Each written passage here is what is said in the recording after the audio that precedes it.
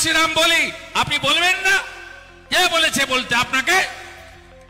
কেউ চাপিয়ে দেয়নি, এখানে তো মৌলানারা আছেন বসে।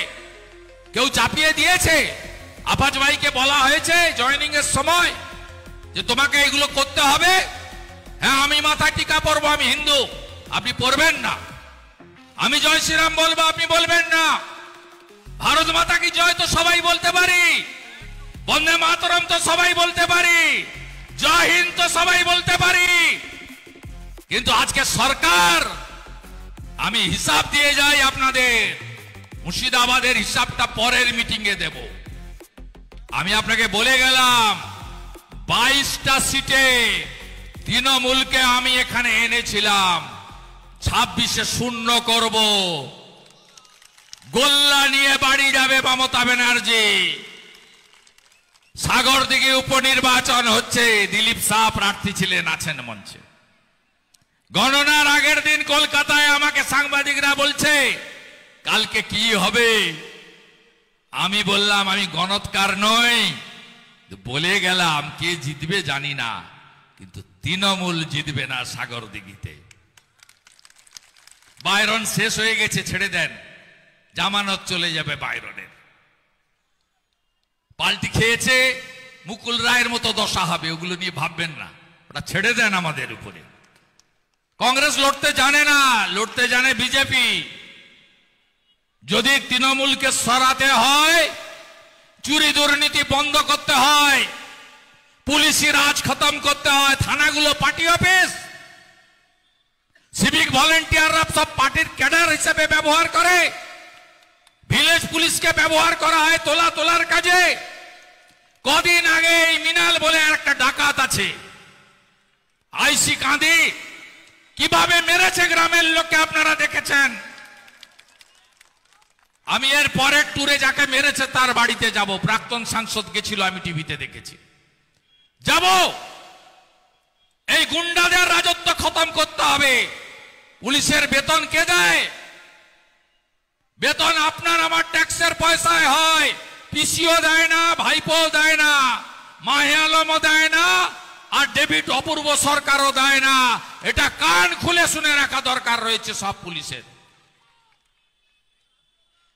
এই অন্যায়, অত্যাচার, মিথ্যাচার সত্যমেব জয়তে রেখে অশোক স্তম্ভের মর্যাদা করছেন। সিআরপিসি আইপিসি ছিল, এখন বিএনএস, ভারতীয় ন্যায় সংহিতা, তার অপমান করছেন, অমর্যাদা করছেন। রেশন পান না, ডিএ পান না, কেন চটি চাটছেন আপনারা? ফল ভালো হবে না। গোটা ভারতবর্ষ তাকিয়ে দেখবেন, গেরুয়া হয়ে গেছে।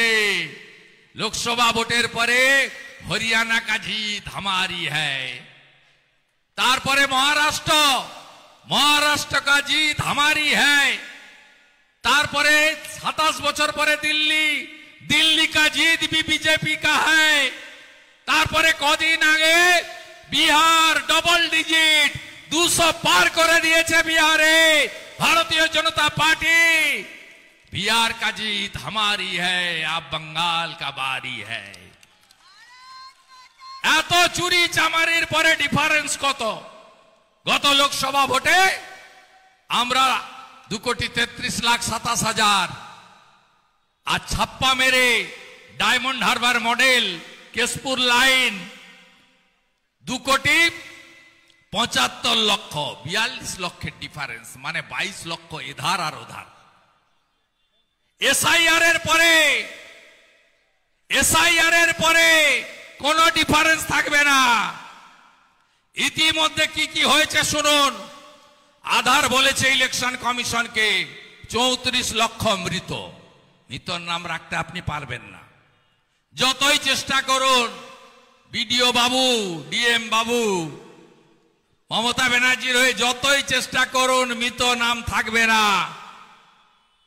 আমরা ব্যাগে করে জমা দিয়ে এসছি 13,25,000 ডবল এন্ট্রি। ফরাক্কাতেও ভোট দেয়, জলঙ্গিতেও ভোট দেয়, ডোমকলেও ভোট দেয়, কাঁদিতেও ভোট দেয়, বড়ুয়াতেও ভোট দেয়, খড়গ্রামেও ভোট দেয়, নবগ্রামেও ভোট দেয়। 3 জায়গায় 4 জায়গায় না 1,25,000 এ নাম একটা জায়গায় থাকবে, বাকি জায়গায় কাট। ভুয়া ভোটার, ফেক ভোটার থাকবে না। আর বাংলাদেশ থেকে যে অনুপ্রবেশকারী এসেছেন তাদের নাম থাকবে না। আমি মুর্শিদাবাদের মুসলমানদেরকে ধন্যবাদ জানাই, এই প্রথম তারা মমতার টুপিটা পরেনি। যেদিন 2019 সালে সিএএ আসে, সিএএ তে কি কারণ নাগরিকত্ব কাড়ার কথা ছিল? না, ছিল না বন্ধু। যারা ধর্মীয় উৎপীড়নের কারণে আফগানিস্তান, পাকিস্তান, বাংলাদেশ থেকে পালিয়ে এসেছিলেন বা আসছেন, তাদেরকে নাগরিকত্ব দেওয়ার বিষয় ছিল। মমতা ব্যানার্জি কি করলো? বলল এনআরসি, ডিটেনশন ক্যাম্প, মুসলিমদের তাড়াবে। 19 সালের পরে খেপিয়ে কি কি ক্ষতি হলো দেখুন।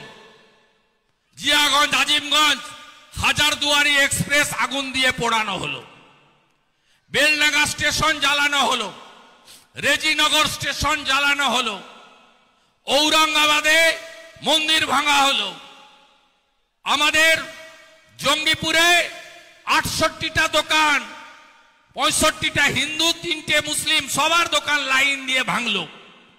এর জন্য দায়ী কে?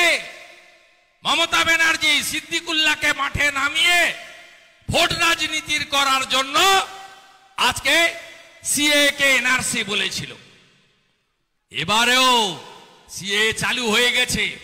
কাকে ডিটেনশন ক্যাম্পে পাঠানো হয়েছে নাম বলুন। বলুন উত্তরপ্রদেশে, গুজরাটে, মহারাষ্ট্রে সংখ্যালঘু মুসলিমরা ধর্ম পালন করতে পারেন হ্যাঁ কি না?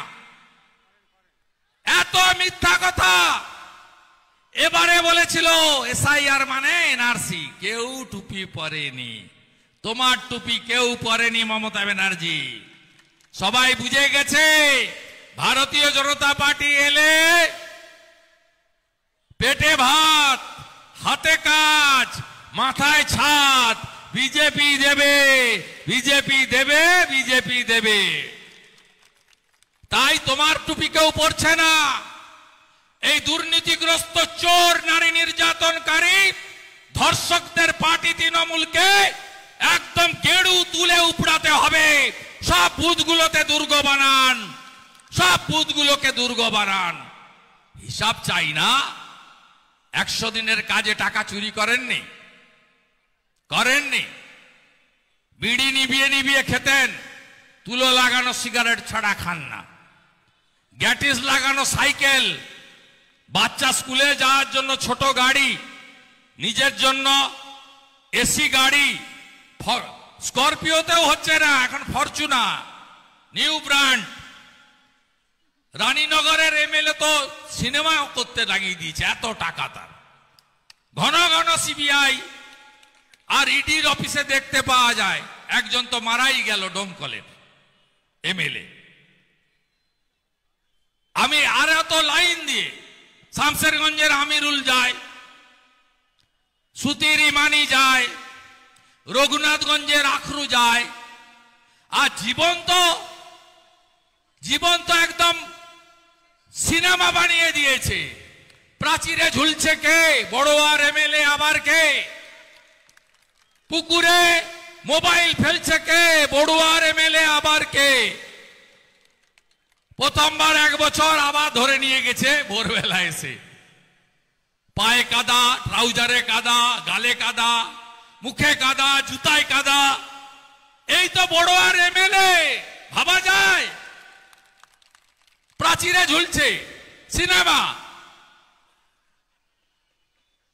মেশিন নিয়ে এসছে সিবিআই, জল ছেঁচা চলছে, মোবাইল উদ্ধার।